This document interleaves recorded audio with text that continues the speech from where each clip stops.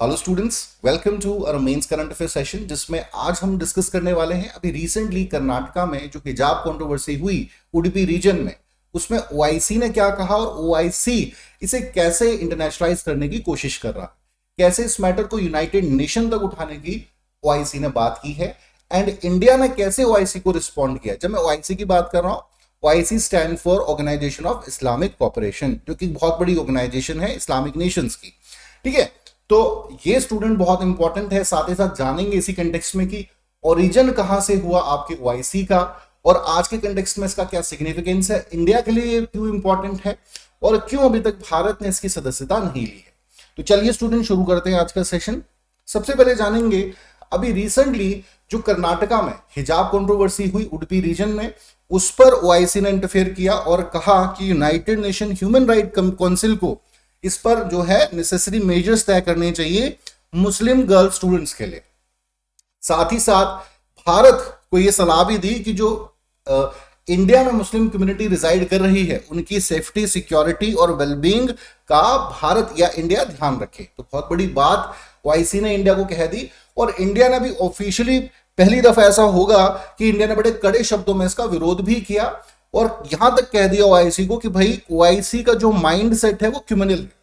OIC is an organisation which have a criminal mindset. तो बहुत बड़ी ऑफिशियली स्टेटमेंट भारत सरकार द्वारा पहली दफा दी गई है, ऐसा पहले कभी नहीं हुआ था। ऐसा नहीं है कश्मीर इशू पर कभी ओआईसी ने नहीं कहा, ठीक है, कि और भी किसी भी जैसे हिंदुत्व की बात होती है तो उसे भी क्रिटिसाइज ओआईसी करता है। सो बहुत, but it's a very first time when Bharat ने जो है ऑफिशियली जवाब ओआईसी को दिया है, एक communal mindset based organisation declare OIC को कर दिया है। अब देखिए भारत ने इसके पीछे आधार दिए हैं, जैसे हम पाकिस्तान का एग्जांपल ले सकते हैं। कुछ समय पहले ही पाकिस्तान में एक अनस्टेबल व्यक्ति था जिसको इवन कोर्ट ने, वहां की अथॉरिटी ने भी माना कि 15 साल से ये व्यक्ति जो था अनस्टेबल था। उसने कुछ कुरान की आयतें जला दी और उसको जो था अरेस्ट कर लिया गया और पुलिस स्टेशन में जो था कारावास में या जेल में उसको बंद कर दिया गया था। लेकिन वहां के कुछ लोगों ने पुलिस स्टेशन पे अटैक किया, उसे बाहर निकाला और पत्थरों से मार मार के उसे मार ही दिया। ठीक है, तो इस पर तो ओआईसी ने कुछ नहीं कहा। या इग्वेर जो मुस्लिम्स के साथ कंट्रोवर्सी हो रही है उन पर तो ओआईसी कुछ नहीं कहता चाइना को, ठीक है।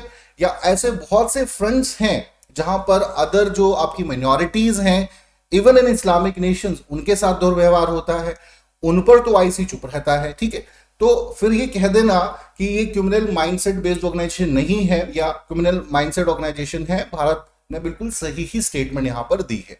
ऑलराइट, नाउ टॉक अबाउट कि ओआईसी है क्या और इसका क्या सिग्निफिकेंस है। So it's an organisation, as you can see in this map, ये जो रेड वाला पार्ट है जहां जहां दुनिया में इस्लामिक नेशंस हैं मोस्टली ओआईसी के सदस्य हैं। अक्सर इसके सदस्य जो है इस संस्था से, इस ऑर्गेनाइजेशन से सेपरेट हो जाते हैं, देन फिर ज्वाइन कर लेते हैं। तो करंट अगर हम स्टेटस की बात करें सो 57 स्टेट्स अभी इसके सदस्य हैं।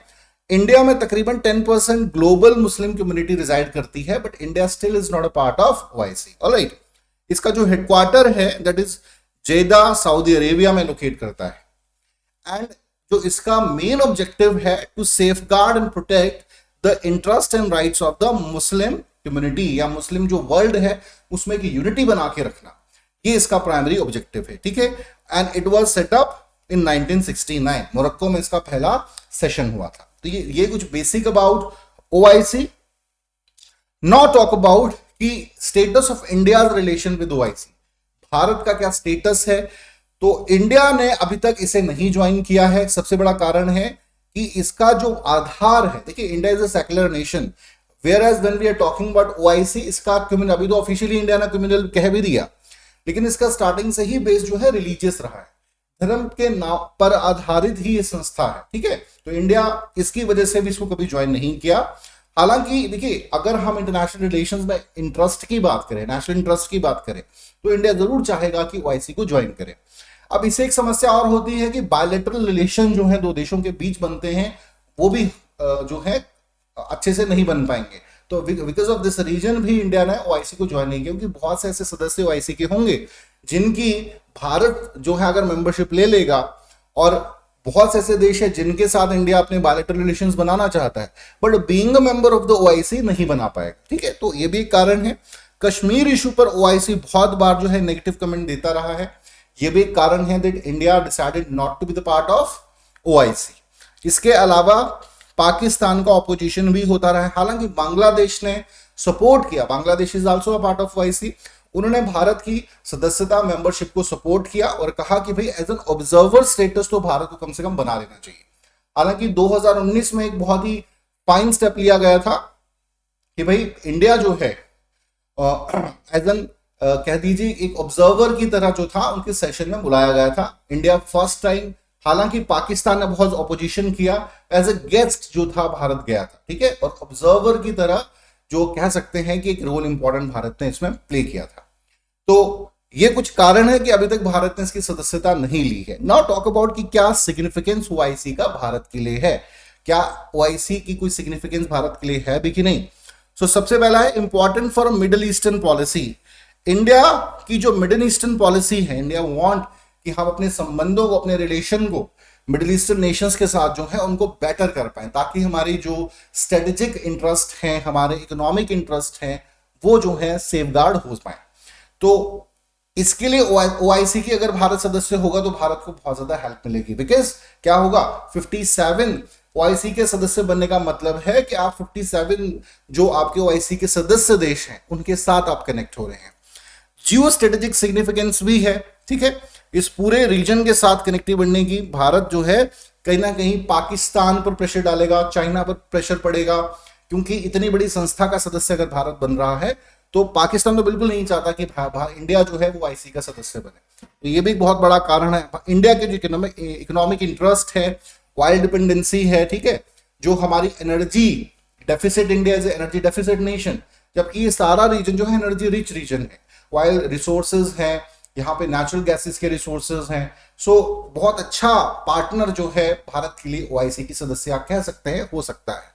इसके अलावा तकरीबन 6 मिलियन के आसपास, 6 मिलियन के आसपास Indian diaspora reside in Middle East, ठीक है। तो in order to secure the interest of the Middle Eastern people those are residing in Indian people those are residing in Middle East, Bharat को OIC की सदस्यता सहायता करेगी, ठीक है। तो ये कुछ आपके पैरामीटर्स हैं जो भारत को कहीं ना कहीं ओआईसी की सिग्निफिकेंस बन जाती है इंडिया के लिए, ठीक है। लेकिन when it comes to the national security, when it comes to the national dignity, तब ऐसी स्टेटमेंट अगर कोई संस्था आपके लिए दे रहा है तब आपको खुलकर उसका विरोध करना ही चाहिए। आप ऐसा नहीं है कि हमेशा चुप्पी साध लेंगे just on the basis of this कि भाई मुझे इस ऑर्गेनाइजेशन से कुछ बेनिफिट है, ठीक है, और ये कुछ भी कहे तो मैं सुन लूंगा।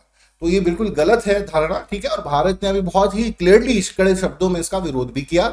जो कर्नाटका में हिजाब इशू हुआ है, इंडिया ने कहा कि भाई पहला तो फ्रांस की तरह कोई भारत ने हिजाब को भारत में बैन नहीं किया है, ठीक है। स्कूल कॉलेजेस में प्रेमिसेस में जो ड्रेस कोड है बस उसी पर भारत ने कहा है कि आप हिजाब पहन के नहीं जा सकते हैं। वो भी एक पर्टिकुलर रीजन में डिस्प्यूट हुआ है, even not in the whole Karnataka.